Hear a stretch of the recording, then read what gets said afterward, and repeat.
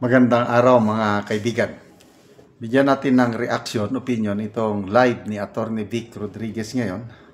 Ang title niya is Stolen Plunder of the Century.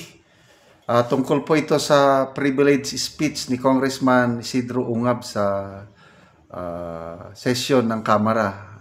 Baka ngayon na o ano. May ibubulgar, grabe, 1.2 billion pesos na pundo pamamahala ng DILG, no?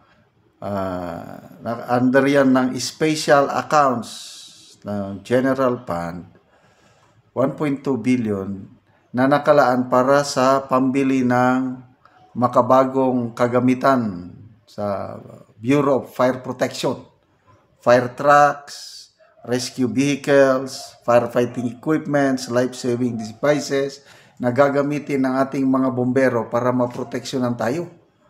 Ang ginawa ng administrasyong ito, ginamit ang pera na yan para sa 911. Pag gusto nilang paigtingin ang 911, ginamit nila. Nako, hindi pwede yan, sabi ni Attorney Vic Rodriguez. At yun na, ang detalye mamaya, isisiwalat ni Congressman Ungab sa plenary sa Kamara. Ito, pakinggan natin sandali si Attorney Vic. Di ba nagsalita na rin si Congressman Toby Tiangco? Siguro hindi na rin niya masikmura sapagkat yung kanyang lugar, yung nabotas, mababaho kasi talaga yun. Palagian pong binabaha yun. At nagsalita na rin siya na talagang ang daming kalukuhan, pagnanakaw, katiwalian, plunder dyan sa pondo ng ating gobyerno. Lalong-lalo na po itong 2025 unconstitutional national budget. Kaya po pinagpapatuloy natin yung ating commitment sa inyo na magpatuloy na maging boses, tinig, mata, tenga ninyo. In my own small way, ang aking ambag sa nation building na kalampagin yung mga sumusobra na dyan sa pamahalaan. Dahil grabe na po yung korupsyon. Hindi po nakaligtas na sa mata, pakiramdam at ulirat ng CBCP. Sila po yung nagsalita na. Okay, good. May CBCP. mga development po. Meron pong isang undersecretary ng DPWH ang tila linaglag.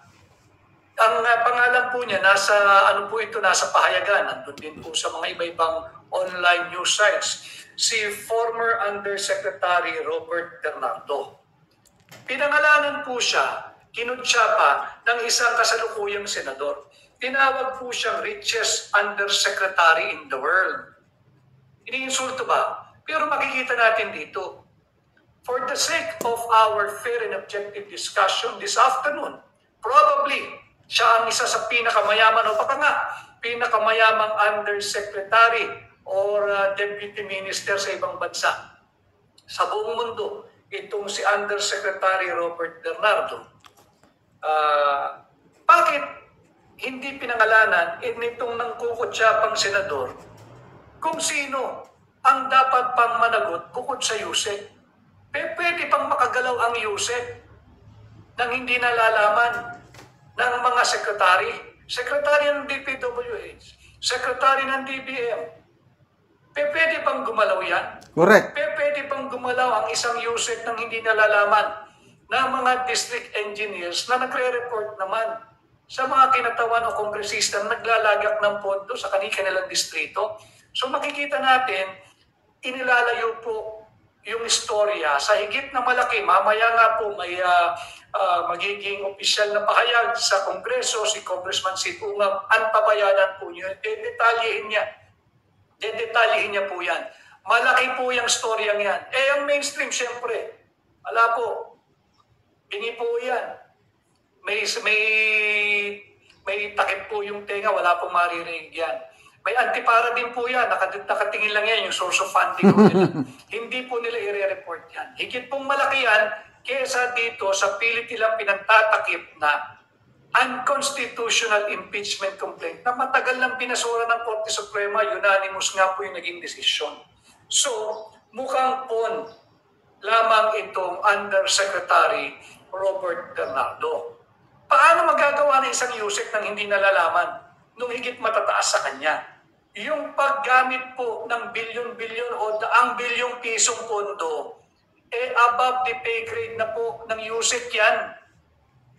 Hindi ko sinasabing malinis yang Yusek Robert Bernardo. Hindi ko rin po siya inaabsuelto, hindi ko rin siya pinagtatanggol.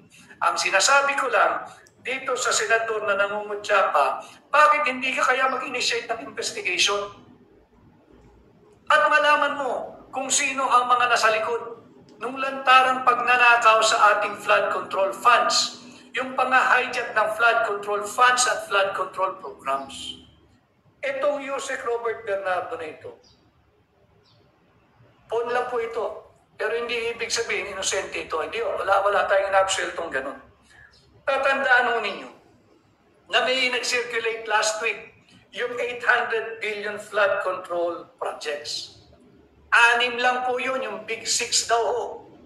Big 6 ng Kongreso. Nandyan po yan, public, na po yan public information na po yan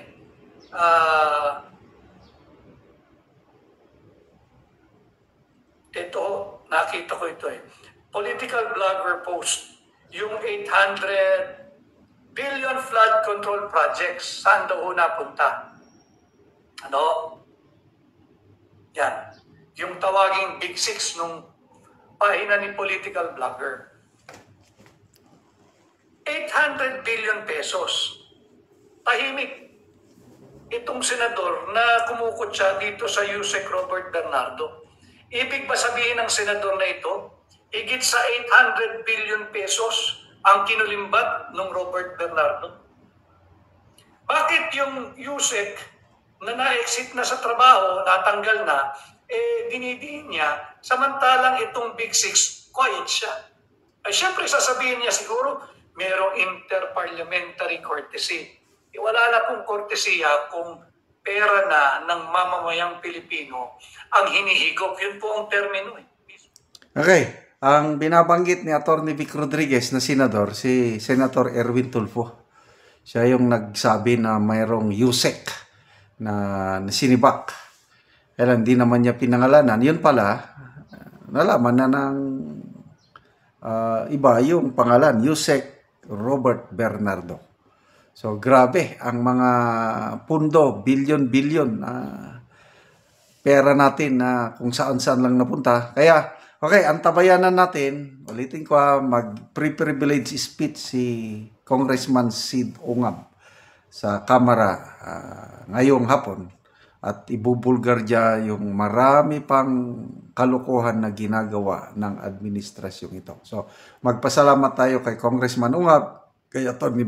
Vic Rodriguez sa patuloy nilang pagiging boses natin para malaman natin ang mga ginagawa nilang panluloko sa taong bayan. Okay mga kaibigan, salamat sa inyong pagsubaybay sa ating channel. Nakakatulong kayo ng malaki sa tribong Talandig ng Bukidnon. Ang sweldo natin sa channel na ito is pantulong sa tribo. Namimigay tayo ng mga libreng yero at pako para makapagpatayo naman sila ng mas maayos na tirahan. Panoorin nyo ang video na ito. Ni sila ang nataga gero. Mag-atop na ni sila karon.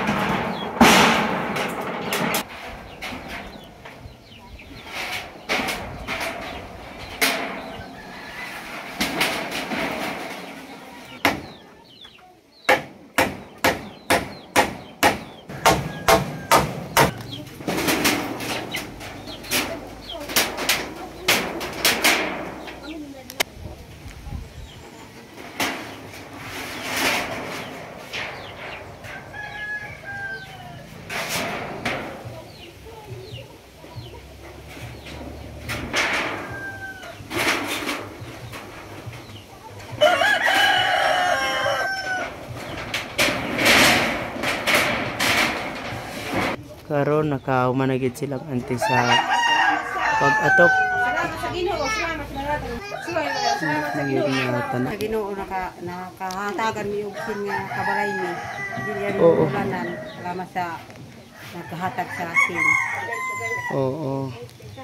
Pila na rin ante mong edad ante? Juan Adman 51.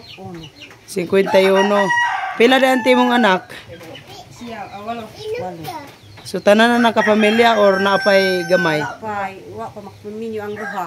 Ay. So duha lang ang imong anak karon nga gabuyon. Tanan na nakapamilya ang upat.